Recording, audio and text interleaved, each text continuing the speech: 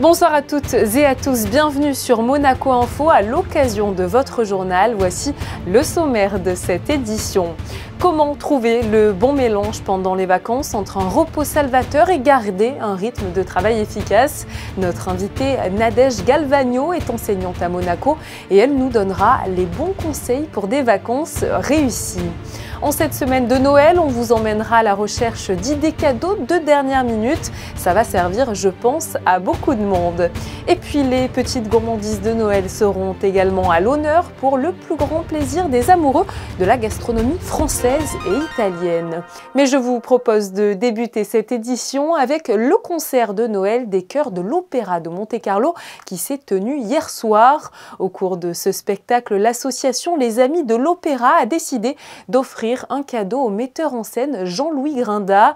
Il quittera en effet ses fonctions de directeur de l'OPMC à la fin de l'année pour laisser sa place à la célèbre chanteuse Cecilia Bartoli. Résumé de cette belle soirée hommage avec José Sacré et Julien Laugier. À la salle Garnier, Son Altesse Sérénissime le Prince Souverain et Son Altesse Royale la Princesse de Hanovre, présidente de l'Opéra de Monte-Carlo, ont assisté lundi 19 décembre au traditionnel concert de Noël des chœurs de l'Opéra de Monte-Carlo dirigé par Stefano Visconti.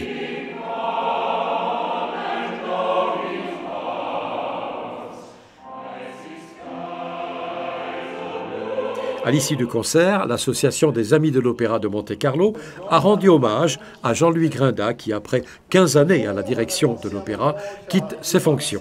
Rédigé par ses collaborateurs et quelques-uns de ses nombreux amis, un livre retraçant ses 15 années de spectacle, de création et de succès a été remis en cadeau à Jean-Louis Grinda. Je ne suis pas triste, je suis ému parce qu'évidemment, c'est de l'émotion de quitter une place comme ça, quitter la direction de l'Opéra de Monte-Carlo, mais c'est un choix que j'ai fait, vous le savez bien. Et donc, c'est l'émotion de retrouver ses collaborateurs, ses amis, les amis de l'Opéra, la présence du souverain, la présence de Son Altesse Royale, la présidente du conseil d'administration de l'Opéra de Monte-Carlo, la présence du ministre d'État, de plusieurs membres du gouvernement. Enfin voilà, tout ça également de la présidente du Conseil national. Tout ça me touche au plus haut point. C'était une soirée, je trouve, amicale, dans le meilleur sens du terme. Et j'estime avoir été particulièrement gâté. Jean-Louis Grinda qui a été gâté, comme il le dit, au même titre qu'il a gâté lui aussi l'Opéra de Monte-Carlo par son talent et sa présidence depuis 2007.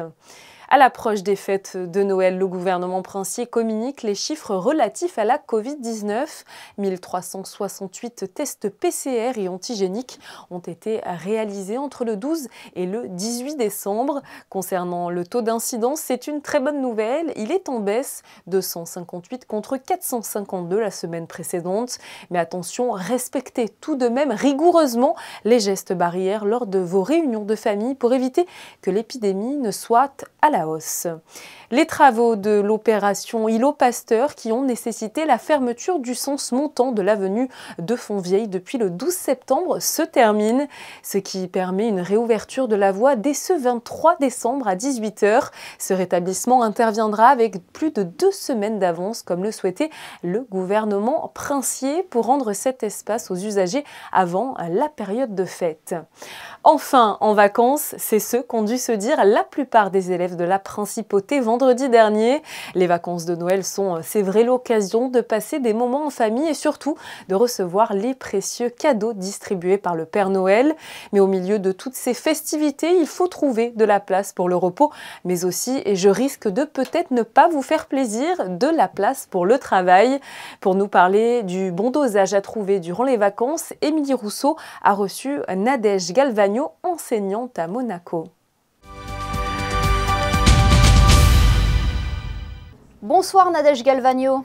Bonsoir. Généralement, on associe le terme vacances à repos. Comment réussir à ne pas perdre le rythme des études ? Le terme repos, ici, prend tout son sens quand même, parce que les vacances de Noël, c'est fait d'abord pour se reposer.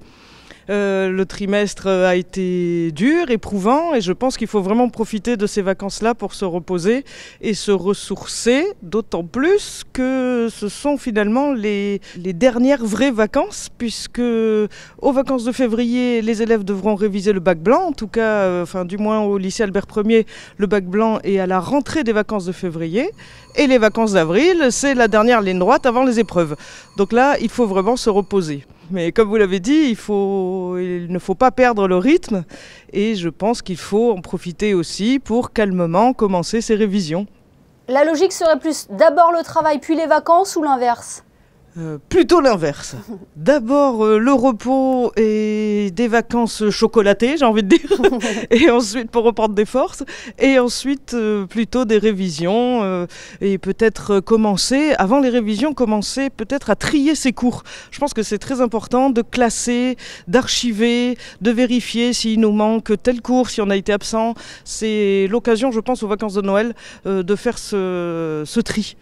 L'important aussi, c'est de gérer son temps, de structurer un planning de travail ? Oui, on peut se faire un planning de révision en tenant compte des festivités de Noël, évidemment. Mais je pense que c'est bien d'être organisé, d'être serein pour éviter l'urgence de dernière minute et la panique, même au mois de mai, à la dernière minute pour réviser. Et évidemment, la méthode s'applique selon l'âge. Vous avez des élèves de première et de terminale, c'est ça ? Oui, c'est ça. Là, je pense surtout aux élèves de première qui ont le bac de français à réviser. C'est une des dernières épreuves finales qui restent, puisque beaucoup de matières sont passées en contrôle continu. Et je pense aussi aux élèves de terminale, évidemment. Eux, l'urgence approche, puisque les épreuves de spécialité, avec la réforme, sont très tôt. Et ils vont passer leur épreuve au mois de mars. Donc là, c'est vrai qu'il faut passer la seconde et commencer à réviser, faire ses fiches, etc. Est-ce qu'ils se mettent un petit peu la pression par rapport à ces épreuves qui arrivent ? Oui, doucement. Alors je trouvais qu'en début d'année, il n'était pas très investi. Mais là, la pression commence à monter, le stress. Oui, ça arrive. Bon, les premières un peu moins parce que le mois de juin, ça leur semble très loin. Mais les terminales commencent déjà un peu à stresser pour leurs résultats. Et aussi pour Parcoursup, dont on commence à parler. Les fiches, c'est la base justement pour réviser ?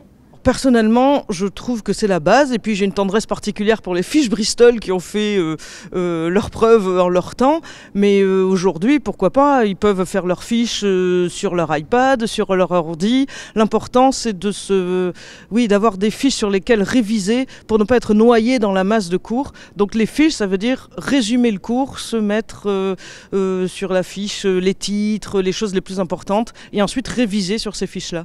Quels sont les conseils que vous leur avez donnés lors du dernier jour d'école de l'année ? Je leur ai dit de se reposer évidemment, mais vraiment de commencer à faire les premières fiches pour ne pas être pris au dépourvu ensuite, d'autant plus que les échéances arrivent vraiment à grands pas. Et on le précise, c'est important de déconnecter aussi.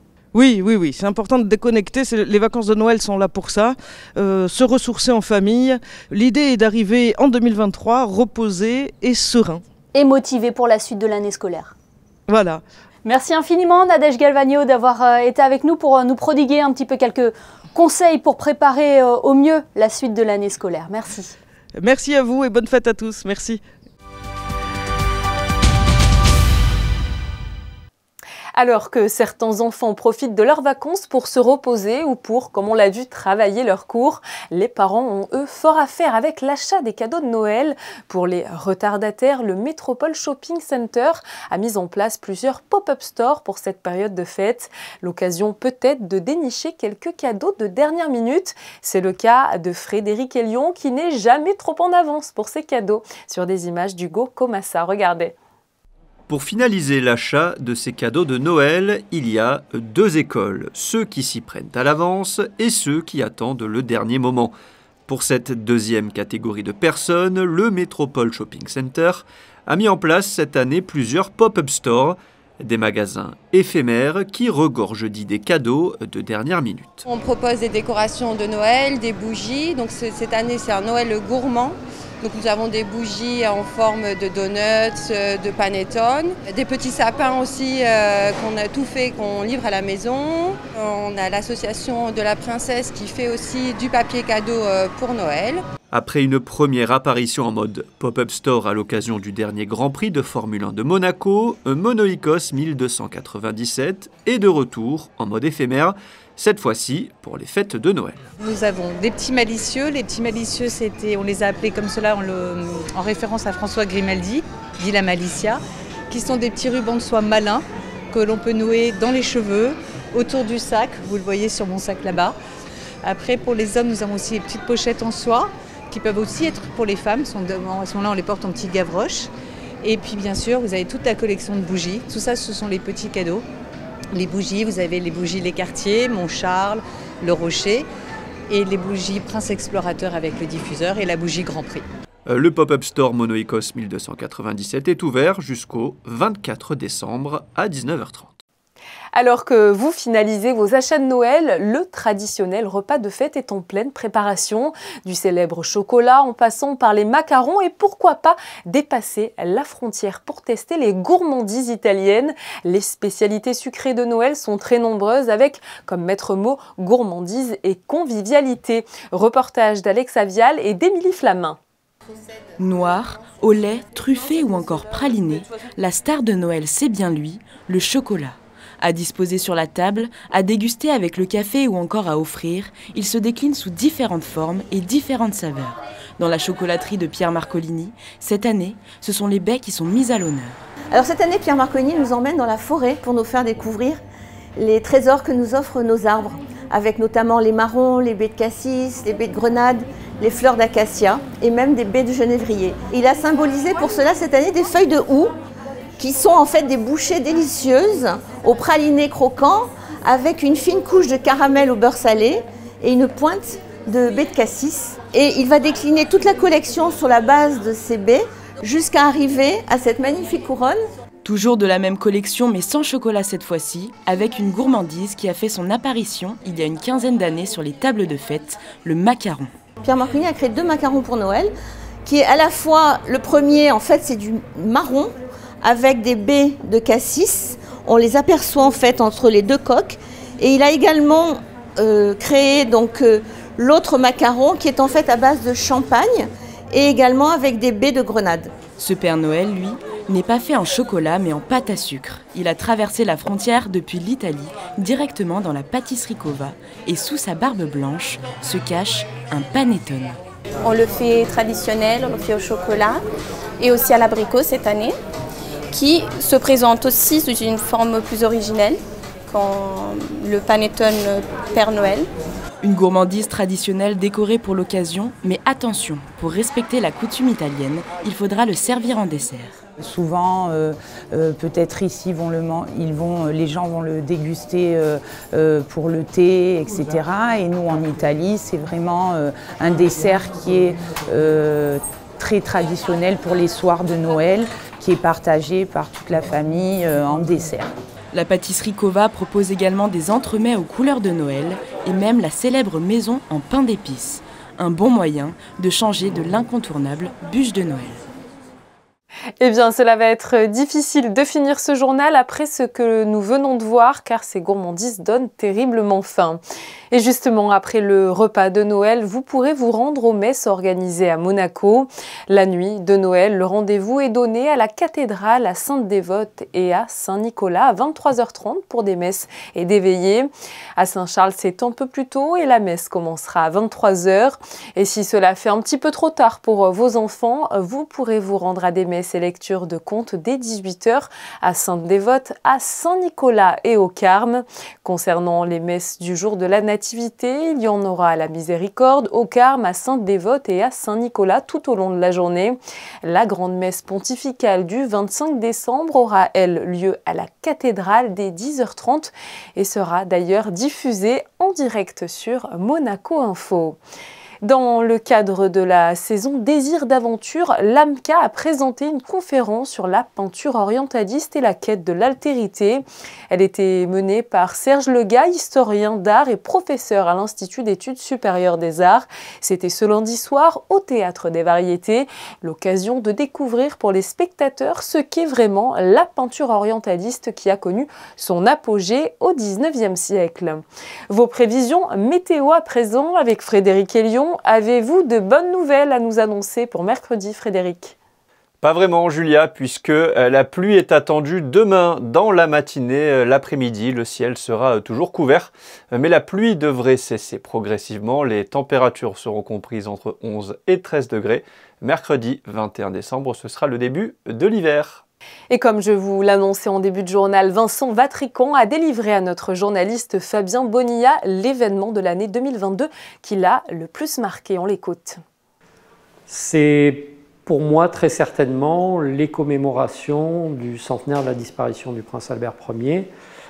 Fait marquant mais illustré par beaucoup d'événements tout au long de l'année à Monaco et à l'extérieur de Monaco, à Paris, à Lisbonne, à Madrid, en Norvège. Voilà, c'est une année pleine, riche et qui a bien replacé la mémoire du prince Albert Ier à Monaco. Et comme le veut la tradition, nous refermons ce journal en images. À 4 jours de Noël, nous ressentons plus que jamais la magie nous envahir. La preuve ce soir en images. C'est tout pour aujourd'hui. Merci de nous avoir suivis sur Monaco Info. Je vous souhaite de passer une très belle soirée et je vous dis à demain.